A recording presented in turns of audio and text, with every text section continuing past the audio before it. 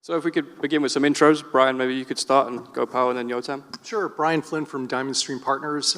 We co-founded Volaris, the largest Mexican airline with market share equal to Delta plus United plus Alaska. We did that 20 years ago when we got it started. Right now, we have 9 investments.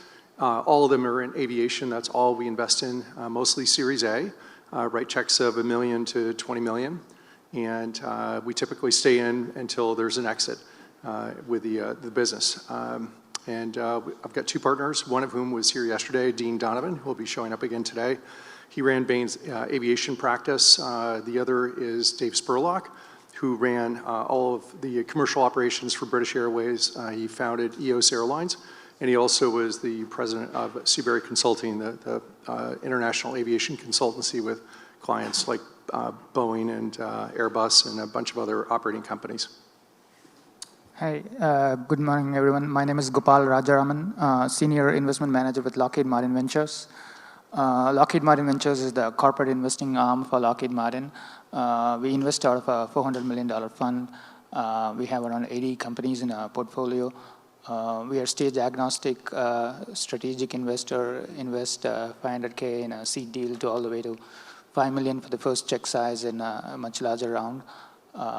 We usually invest way ahead of our business units, so we don't need a commercial agreement or anything to invest, but we really work hard to make sure that happens. Yeah, happy to be here.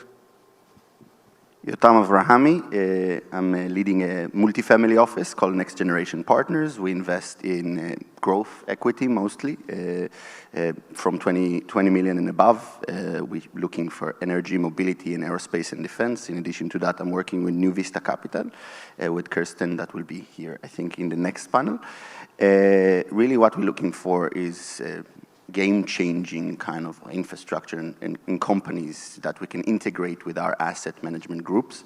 We have a couple of families that run through SunPower and Complete Solaria acquisition that we did a couple of months ago with TJ Rogers, to new configurations of aircraft that we want to integrate with some of our assets on the ground, to data centers, and et cetera, et cetera. We're looking for more aviation-focused investments in aerospace. We're now even expanding to cyber. So really excited to be here, and yeah, that's it.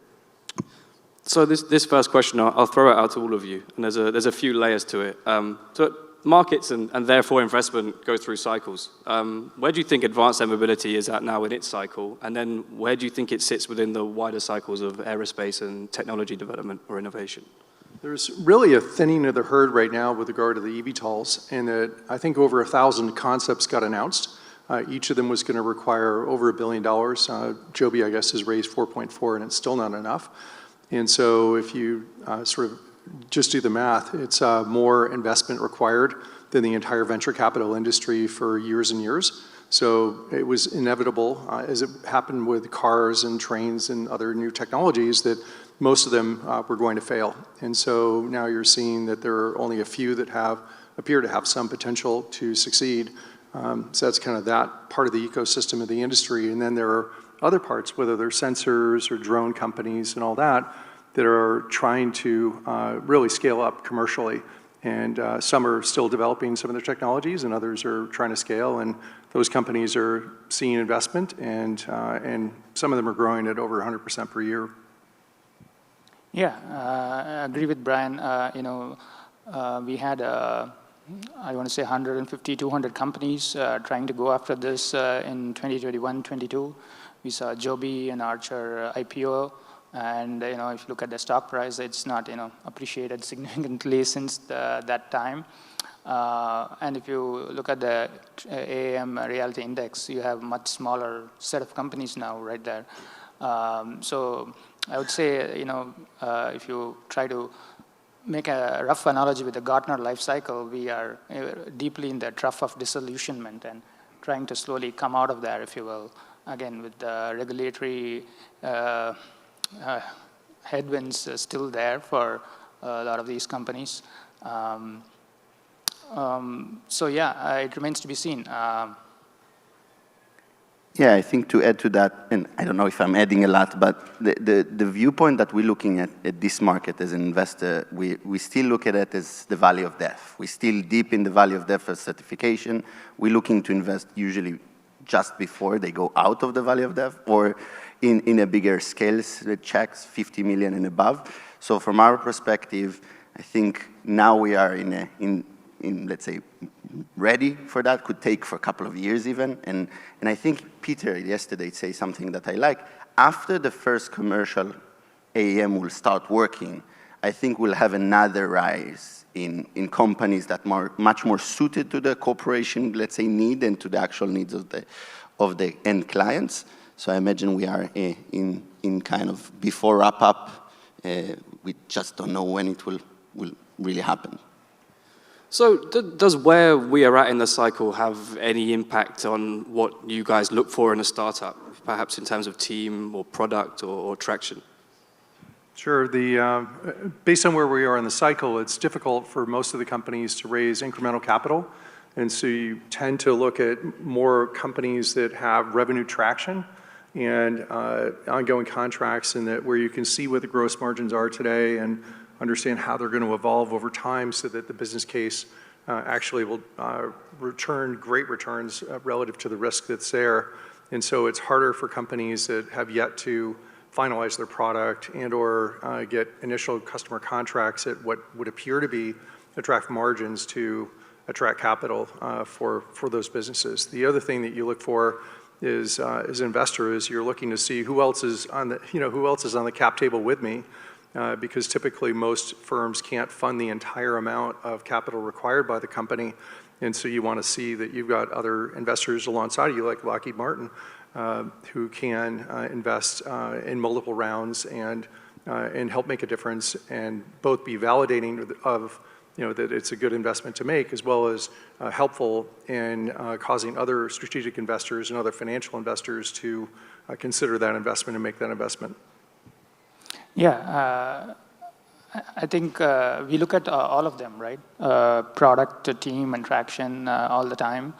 Of course, with respect to aerospace, it takes like $1 billion and better part of a decade to come up with a product to go to market, right? So it's not like a SaaS company or a SaaS investment or even an AI investment where you can expect returns in a couple of years or something like that.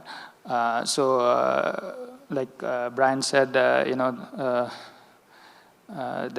syndicate that you develop is really critical. It has to be like patient capital, which we are. We are a strategic investor.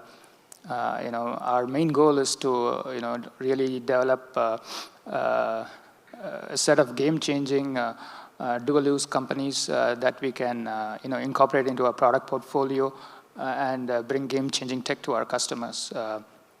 So with that goal in mind, we look at companies that have a really good chance of success.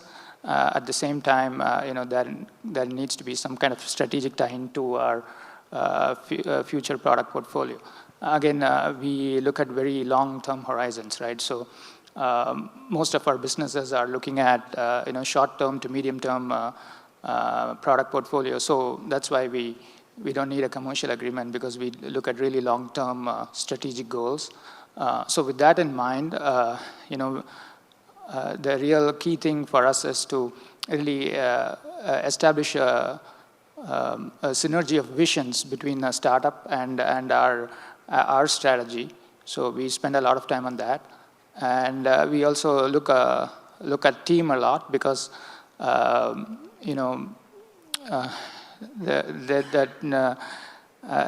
that's really, really important in this industry, especially.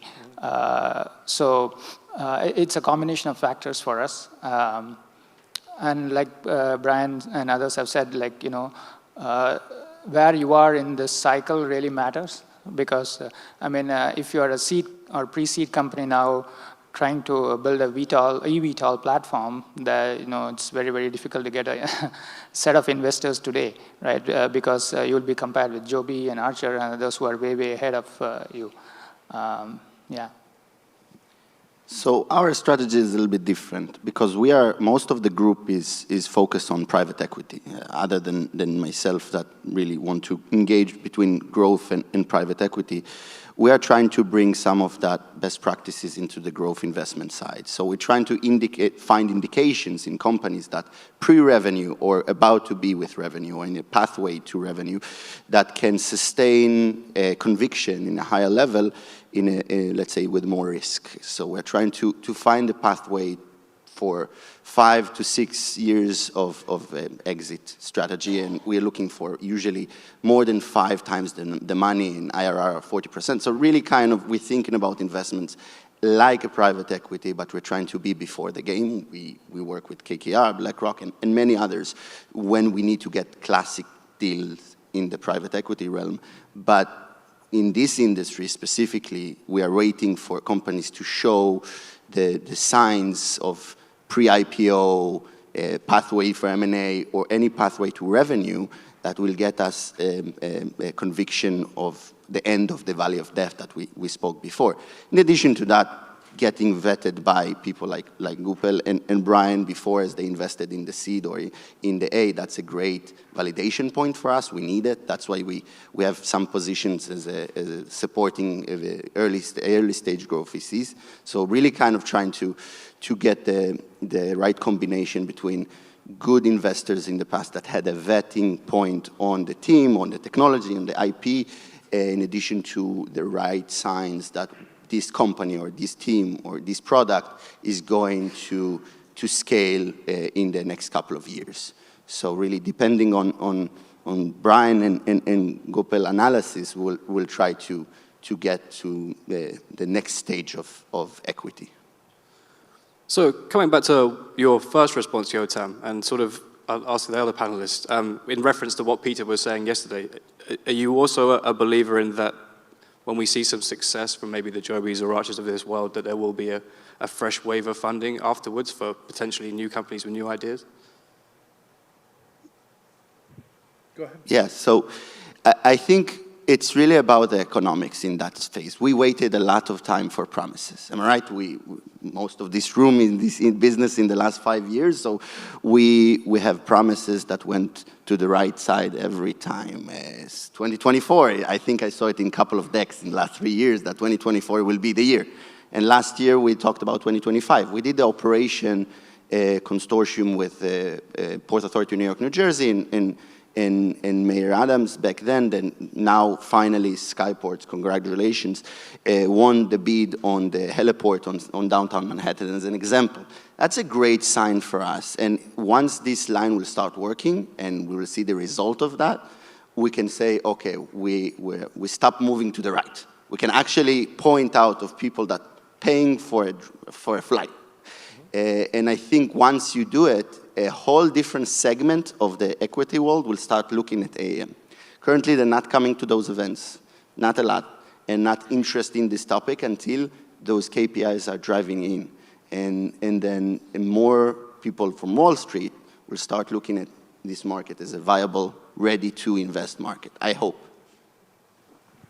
Yeah, we are always looking for, game-changing technologies, right? So it doesn't have to be platforms, right? So we are looking at, components or subcomponents like, game-changing batteries or game-changing electric motors and things like that, things that can, have great potential to help the whole VTOL, eVTOL industry. Yeah. So in general, our thesis is like, how do we invest in different components of the supply chain that can help with the electrification of aviation?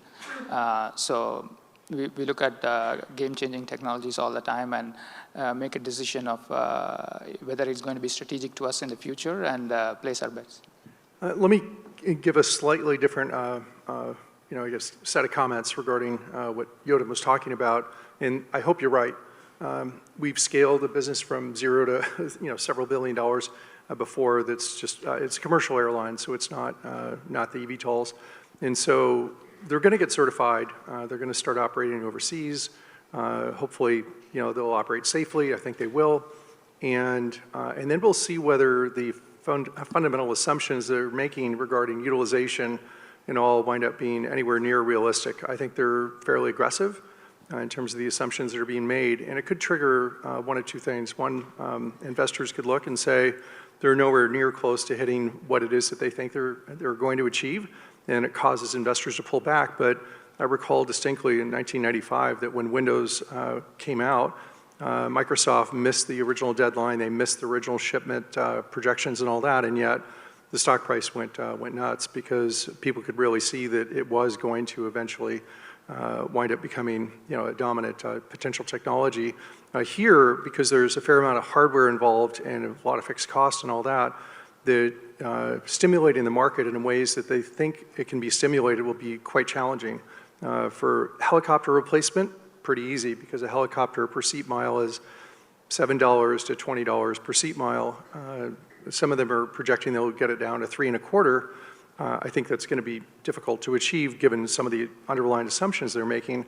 But really, for substitution, modal substitution, you'll have to get it well below that because a car is about 68 cents per mile, and then rail, and et cetera. It's not quite competitive, but it's still competitive. When we started Volaris in Mexico, we were trying to get people off of buses and put them on airplanes, and we knew that we could do it cheaper than people operating a bus. So we'll see what happens. So it could go one way or the other. It could stimulate a lot of investment, but it also, if the projections are not only missed, but people see that that the business case isn't squaring, then it could cause less capital to come in.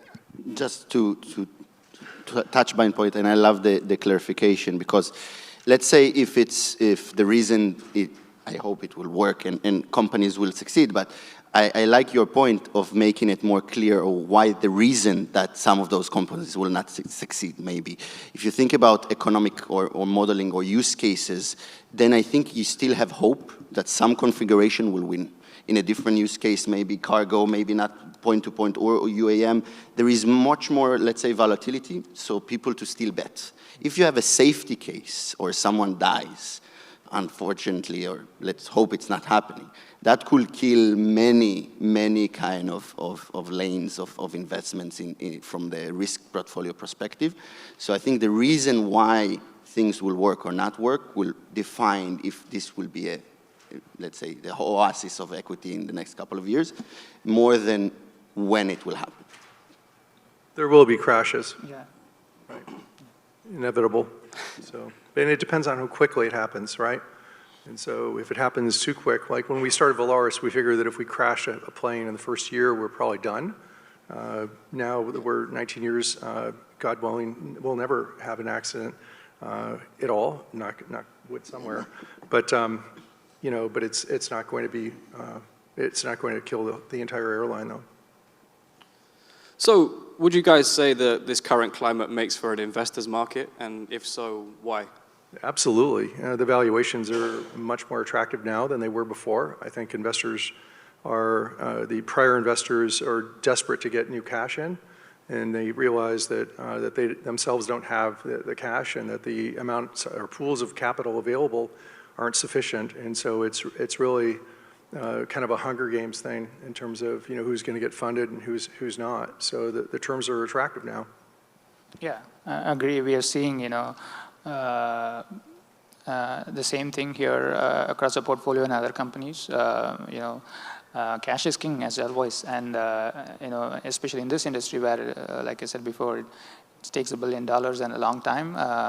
You need sophisticated investors who really share the vision, and it's tough to get those investors unless you articulate a vision that resonates with them. You are able to show a business plan that makes sense, and that a plan that also, along with the team, that is able to execute that plan. So all that is not easy, and so that's what we're seeing as well.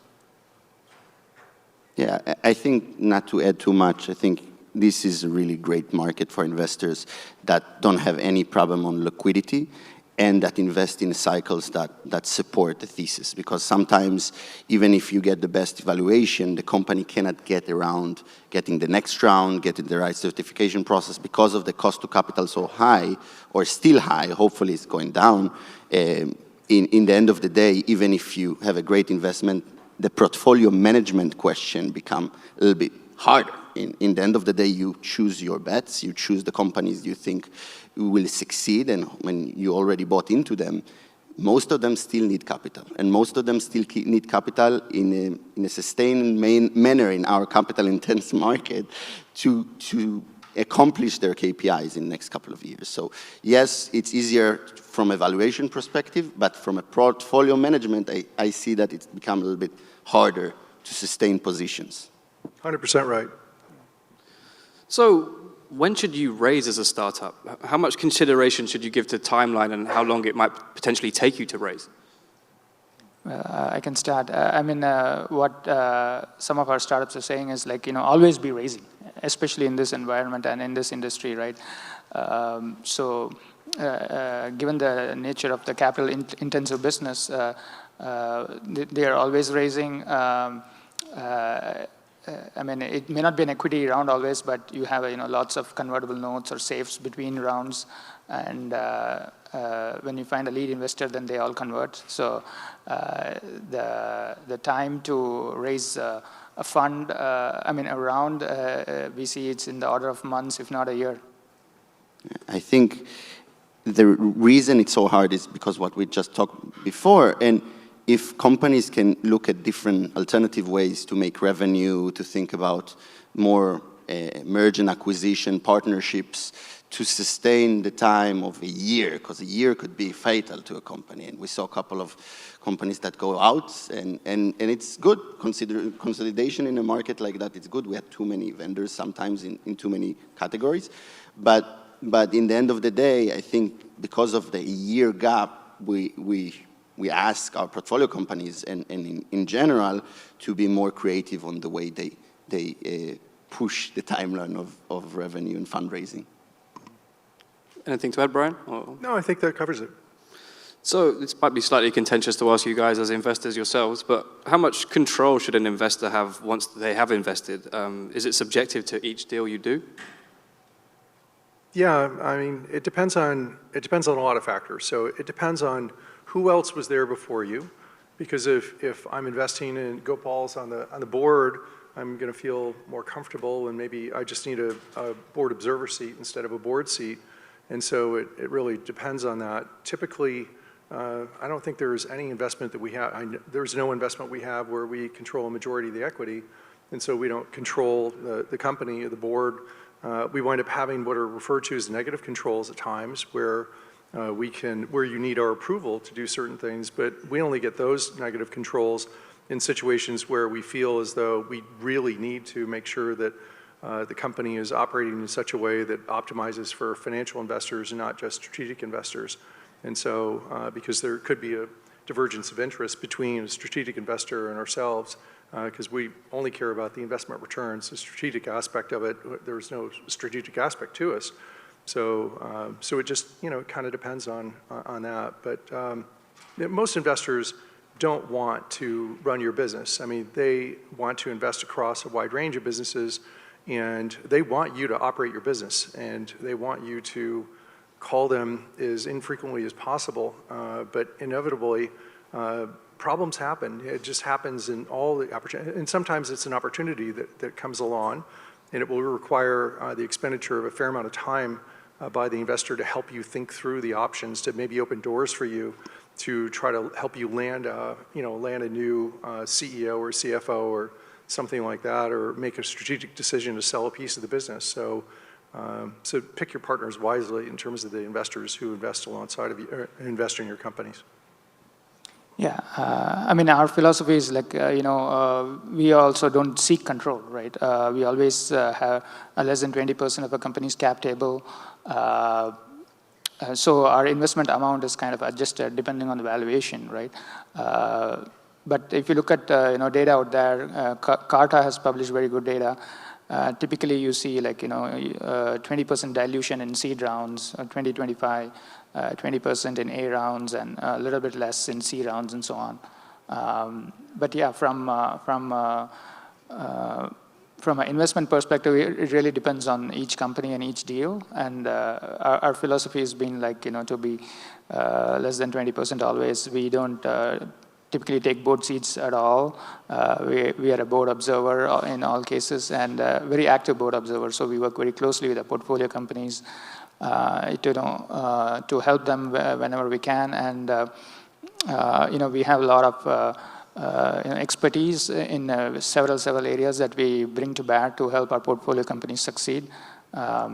So our objective is to build a strong defense industrial base, right? So we work really closely with our companies. I think from our perspective is bake into the deal we go in. Because we have the private equity option and the growth investment, when we go in for a majority share, we're looking to run the whole show, and there is an idea of roll up to the whole portfolio and see how this company can integrate with our SunPower group or complete Solaria or the acquisition EV infrastructure, and the AM have a great potential role there. But again, when you go to the growth side, and I couldn't agree more, it's a fine line between, if we're a minority share, we don't want to run the company, but we still want to have input, and I think not only input, actual kind of guidelines, and sometimes it's really value prop for the company, because from a prospect of operators, sometimes you miss the bigger picture. We as an investors, just because of the function, not that we're smarter or better than the CEO, see more because we have the portfolio, we have the ability to look a little bit wider on the market, on coming question from a more strategic perspective. So it really helpful for them usually to get our insight. But in the end of the day, if we go into minority share investment and growth, even the smaller check than the round, we will look for a really strong leadership that can handle the day-to-day main question. If it's a crisis management, of course, we can help and give, if needed, even resources. But the goal is to sustain a healthy relationship with the operating manager. And it's always the 80-20. The 80% of your attention go to the 20% that need the most help. So in the end of the day, you also have always have those 80% of your portfolio that you feel comfortable, give them a lot of rope, and you're not going too deep on the grain. But crisis management, as I mentioned, and make you go deep if needed. So we're running a little short on time, just over a minute left. So would any of you like to tackle this question we have here on the screen? It's an interesting question. You want the team to be aggressive with regard to the goals that they set, but there is a credibility issue in there, in that if you say you're going to do something in year 1 and it's year 5 that it really is going to take until you get there, a lot of times we just walk from the deal because there's just no reality there. There was a company in which we had a very keen interest in investing, and they were about to roll out their technology, and we were talking to them about what happens when the unexpected occurs, the machine breaks down, et cetera. And it was clear that they believed that there really weren't going to be any field failure rates, and we just felt like they don't know what they don't know, and so it just caused us to walk from the deal. Yeah, I don't disagree with that comment at all. Again, for us, for me. If somebody poses that question, you would really always dig deeper into, what's your plan to achieve that? Like if they say, I'm going to certify in a year, okay, well, show me the plan, and we look at it in detail and try to see if that's feasible, or if they are trying to sell a Kool-Aid to us. I know I have 3 seconds, so I will do it quickly. I think I prefer honesty, because from our perspective as investors, we are your partners. That's it. We are going to be, and everything you promise to deliver, to do, we kind of measure it towards our plan in the beginning. We invest in people as we invest in companies. So it's about, from our perspective, integrity. If you really think that something will happen in 2027, then say it up front, because we are going for a journey together. And that's it's a recurring game. We're going to play together in the next 10 years, even that company, in the next company, or in the next board. So integrity and the ability to life happened, you know, stuff happened that moved things to the right that not in your control for sure, but integrity of what you really think will happen is the key for us in any case. Yotam, Gopal, Brian, thanks so much, guys. Really appreciate it. Thank you.